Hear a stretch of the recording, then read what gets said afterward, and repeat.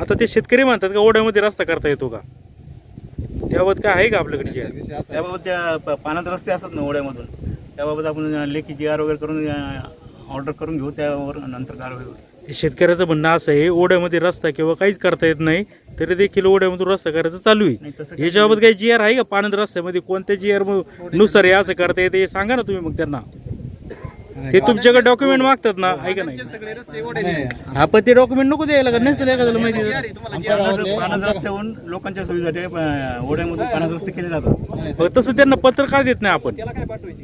ते म्हणतात ते पत्र मिळालं तर काय आमची हरकत त्यांची नाही. हद्द नाही, सरकारी ओढा आहे ना तो, त्यांना पत्र द्यायचा काय अधिकार नाही. मला तो GR दाखवा एवढंच त्यांचं म्हणणं आहे. यांनी GR नको दाखवला का? काही सांगतील तुम्ही GR दाखवलं पाहिजे. GR घेऊन येऊ, दाखवलं तर विषय सॉल्व्ह होतोय ना.